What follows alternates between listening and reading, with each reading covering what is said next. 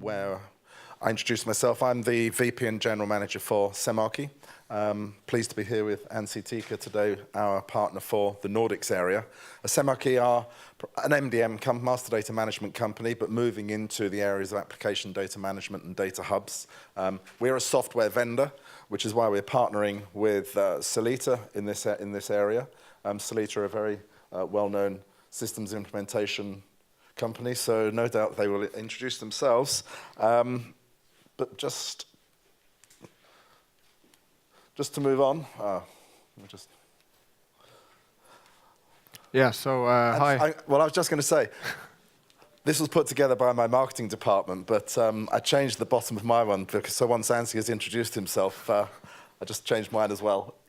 Yeah, so hi, my name is Anssi, I'm from Solita. For short, we are the data company. So we basically think, talk and walk data and all things related. And yeah, I thought share something about myself. I thought I just love to challenge myself with triathlon, but then I realized that I just want to appear in public in tights. Well, over to you, Richard. Yeah, I was just going to say, well, Anssi put on his that he wears tights that are two sizes too small. Well, historically, I used to run marathons, believe it or not. So it's not that my tights are 2 sizes too small, but more that I'm now 2 sizes too big. So I stopped a long time ago. But I guess really what we're here today is to talk about data and the data-driven culture, and talking about what's really important to the business. What I wanted to actually move on to was here. When you were coming to this event earlier, how many of you kind of worried or anguished about which of the different sessions you were going to go to? We have plenums on data governance, we have plenums on strategy and architecture, master data management and big data. Personally, I thought, well, surely these things are all the same. They're all part of the same discipline. So I was kind of confused as to why this was being divided into 3 different sectors, when what we're actually trying to do, and I'm sure you are from the business, is actually trying to amalgamate this into one. We believe there's probably an over-segmentation of the data management sector, and our background has always been in data management. Our company, prior to getting involved in master data management, we developed data integration and ETL products. So we've got a long track record of working in data management.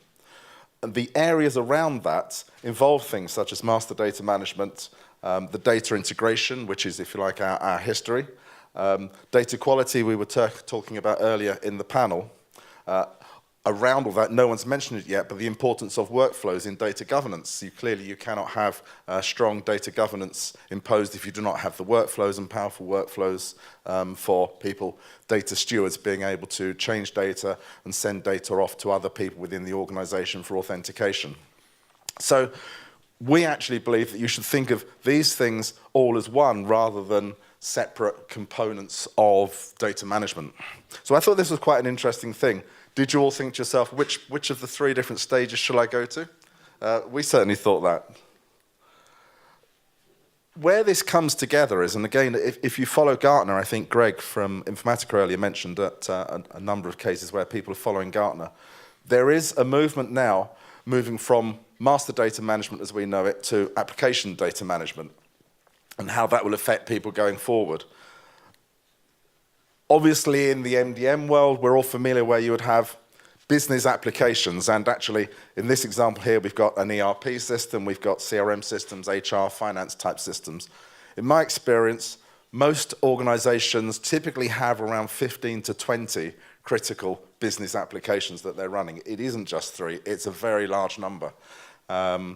In my world, when I'm talking to prospective customers and they say, how many sources of data do you have? They say, well, maybe 3. Then when they start to think, there's many, many, many more. So the importance here of application data management is actually sharing that. It's no longer the case of just mastering the critical bits of data, but it's actually sharing that data back to all those applications. And on my panel earlier, I mentioned that one of the questions was, how do you ensure the data quality? Should you ensure it? Do you ensure it in the master data hub, or do you ensure it at the source? And the importance here is to make sure that that quality data goes back to the sources. And the requirements for doing that go back to my previous slide. You don't just buy one piece of software to do this. There's lots of different disciplines. So master data or reference data management, ensure this data, data governance, data quality, and workflows. So Andrew White has put together a paper describing how this should happen. And the side benefits of this are that you then can build data glossaries, business libraries, you can manage the metadata, you can manage the hierarchies of data. So the MDM world is moving into this world of application data management. In order to achieve that, and this is where we feel at Semarchy we're actually ahead of the game here, is you need what Gartner, and this is another Gartner expression, multi-vector. You've probably all heard the talk about multi-domain MDM or operational MDM versus analytical MDM. Gartner described this as multi-vector MDM, where, in effect, the domains that you're mastering, be it the customer domain, product domain, locations, assets, whatever, that's kind of irrelevant. A good MDM tool should be able to master anything. After all, I could be a customer, but I have attributes. I have a size, I have a color of my hair, color of my eyes, and a product. This microphone has attributes. They're exactly the same. The use cases, can it support operational MDM or analytical MDM? Very important, needs to be able to support both. And of course the styles, and if you think back to the application data management concept where we're pushing the master data back to those sources, it's important to be able to support a number of different MDM styles. So those are things to think about. You basically need a multi-vector product in order to support this application data management. Just a quick example of where this is in place before I hand over to Anssi. One of our customers, Thames Valley Housing Association, for those of you that are not familiar, this is what you would call social housing or government housing provided to people. As they say, they have something like 16,000 residents. I think they have something like about 20,000 properties that they're managing. So on the face of it, that's not a huge number of master records. But what are they actually doing? Well, when we started talking with Thames Valley Housing, they didn't really know where they wanted to go to. They don't know what they don't know. But they have contractors, they have properties, they have residents. And if you just think about it, the properties have, they have appliances, as we would call it, boilers for heating, this type of thing. The contractors go in and repair it, but a resident reports that the boiler's not working. So they wanted to start to collate all of this together, and the volumes of data became massive. The other problem they had, and this goes back to me saying they didn't know what they didn't know, is it's easy to say, where is your master data? Well, if you just look at that, they actually said, and this is genuinely true, well, a lot of it is on Post-it notes. And a lot of it's in people's heads. So in order to start to build them a system, that there's no kind of one size fits all, you had to have a system that was flexible and adaptable in order to achieve what they wanted to achieve going forward. They've been working with us for about 18 months. They've already achieved an awful lot, but they're still now thinking of more and more things that they can do with all of this data. And to achieve that, there's a few just important things on here. I think that the second point down, in order to be able to achieve unlimited expansion, i.e. the things they haven't even thought about yet, how do we get those Post-it notes governed, of good quality, and into the system? So in order to achieve that, they needed a system that was flexible and basically extensible for the future. And just one final point on this, I think, again, it was Greg earlier talking about business users, putting this information into the hand of the business community. People now expect to use things like Google. You type in a question. I typed on one earlier, can I take a bottle of wine on an airplane? Simple question, and I get my answer back. No, because it has to be 100, 150 milliliters, et cetera, et cetera. You'll notice this is a screen from our system where you now have a Google-type search. You can type in the name of a resident. You could type in the name of an appliance. You start to get all the information about that. So that's just an example. But I didn't want this to really to be a sales pitch. We'll be on the stand earlier. I want to hand over to Anssi in a moment. So our takeaway here is not to think of these as individual products, individual components, individual software items, but to think of them as a whole, as one product.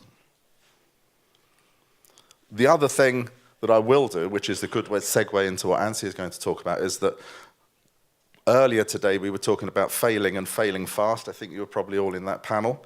And I made the point that the fast is a very important point here. One of the things that we really advocate is picking the key components in your system, take a phased approach, and view that as phased one. Most of our customers achieve a phase one result within 10 to 13 weeks. So within the first 3 months, they are then actually showing a measurable return or a measurable business value back to the business sponsors. So here's what you've achieved with phase one. Now let's move on to phase two, phase three. Now let's think of a system. How do we get those post-it notes into our master data?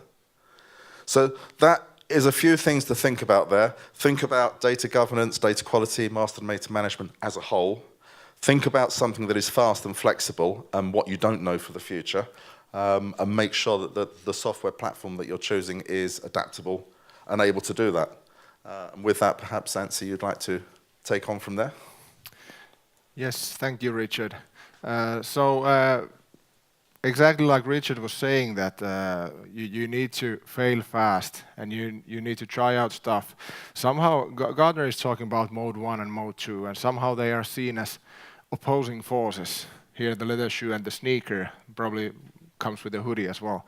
And but if you really think about innovation, and when you are trying out stuff and failing fast, what is it all about? It's about experimentations. When I talk about talk with our people who are specialized in AI and machine learning, they are doing experimentation with data, and what they're saying basically is that 80% of their time is spent on data preparation.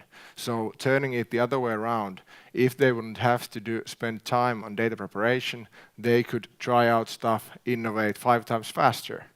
So in that sense, it's not either or, but it's both and.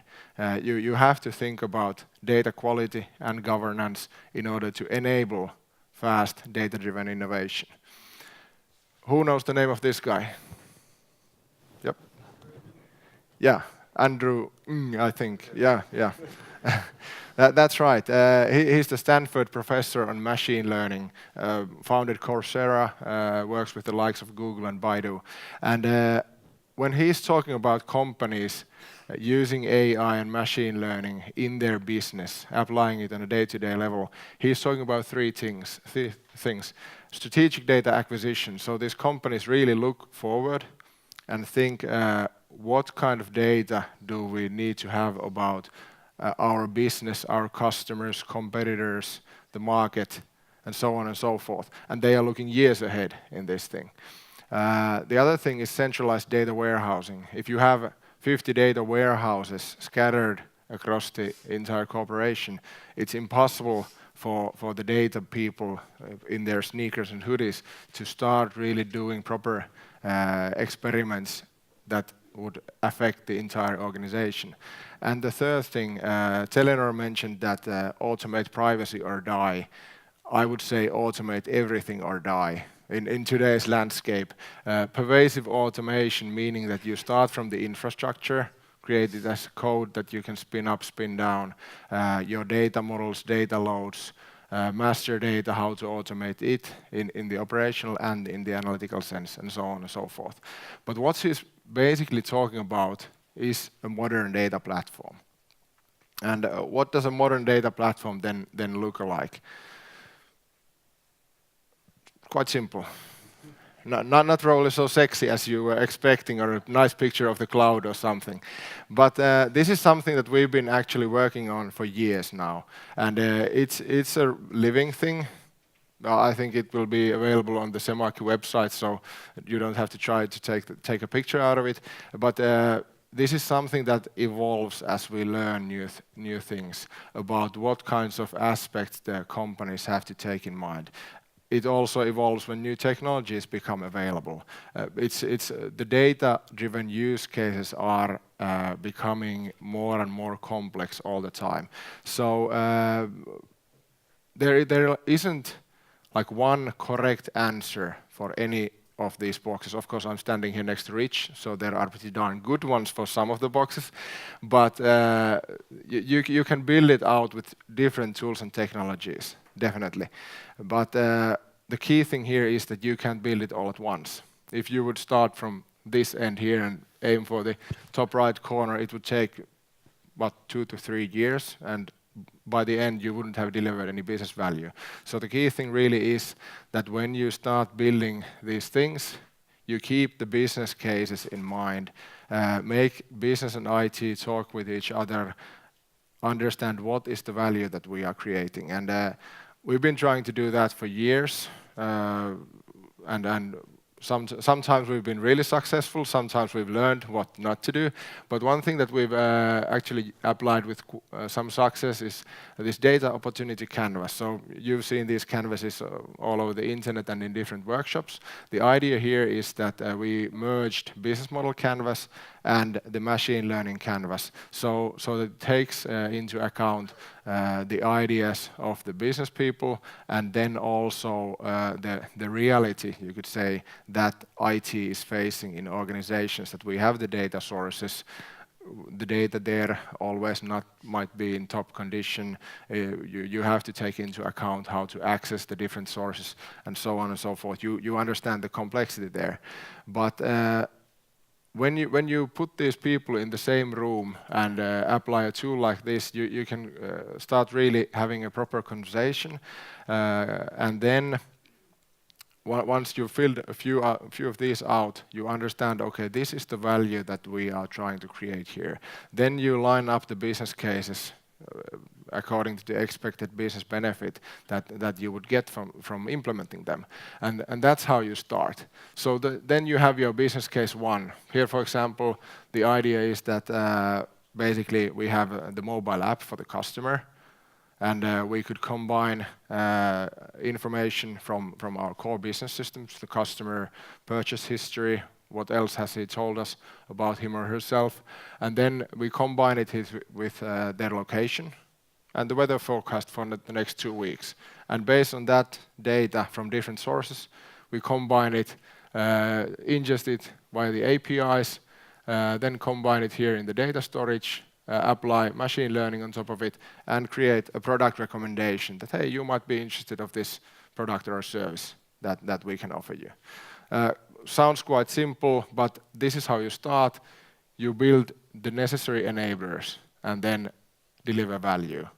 So again, as Rich mentioned, in 10 weeks, this would be probably feasible with modern tools.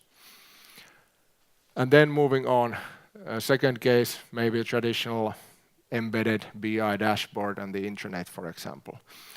But the thing that this has got to do with data quality and governance is that with these modern data platforms, you get to see the quality of your data in a very fast way. Because traditionally, if you think about the large, old, say, ERP projects that took years, what happened was that you basically had 3 choices. You could make the business take care of data quality, but that's never going to happen.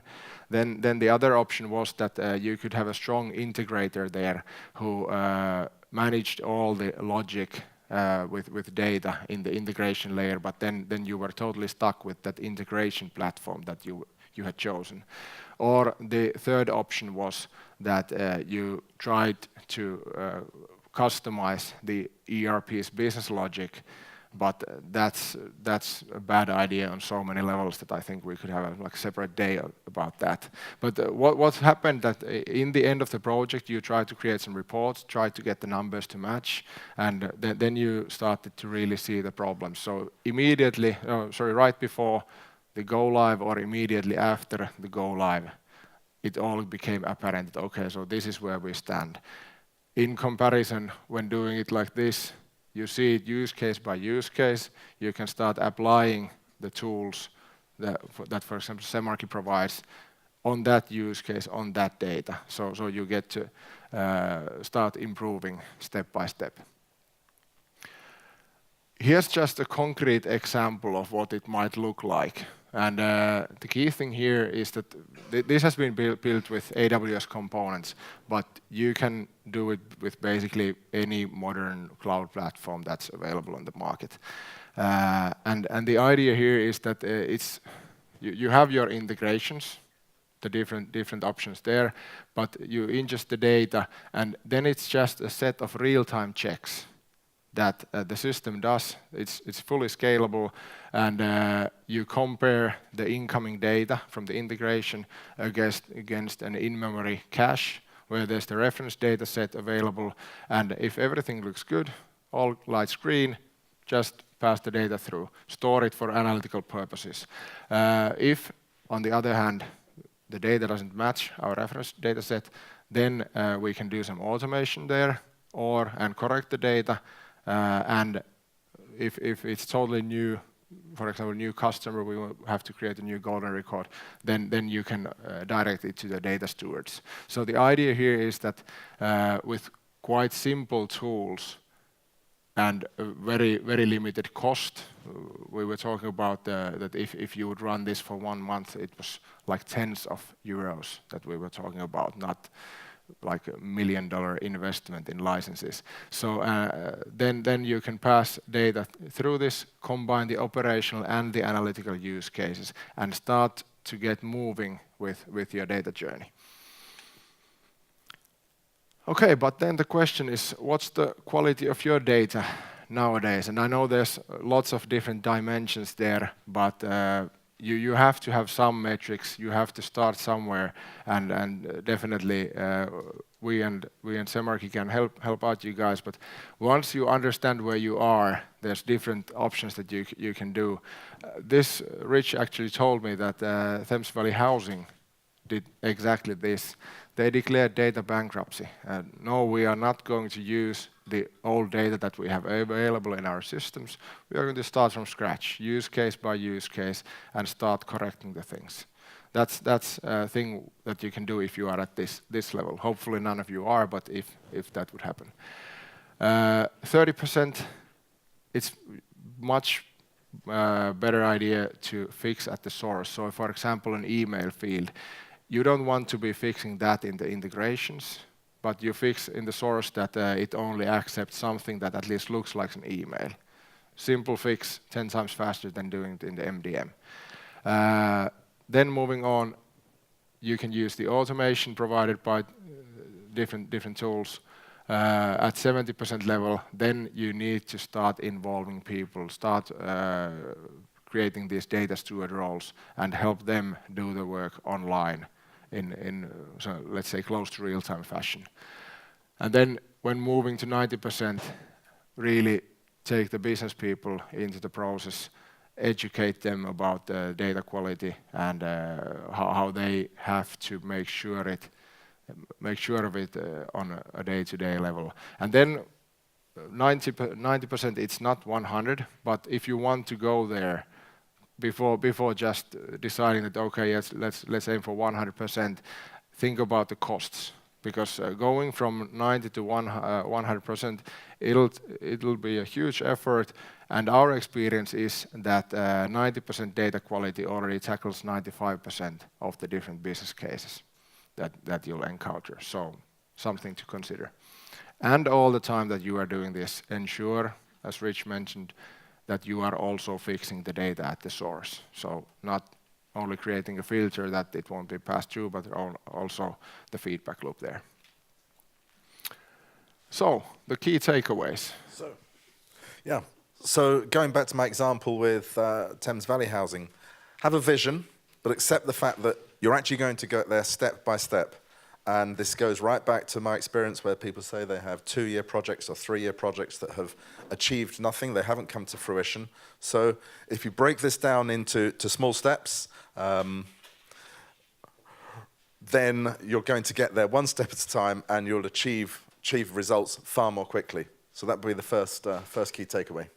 Yeah, then the second one is that you really have to combine the operational with the analytical. They are not opposing forces again, but you want to be creating one single set of truth at the same data platform, on the same data platform, but also responding to the operational needs and then taking care that the same data will be used for analytical use cases. And then the third. I thought you were going to talk about the third. No, and then thirdly, of course, in terms of the data governance and data quality and the workflows, make sure that those are actually built into the systems that you've got rather than sitting as external platforms and things around that. So looking at the schematics that Anssi drew, make sure that those components are comprehensive in your overall systems. Yeah.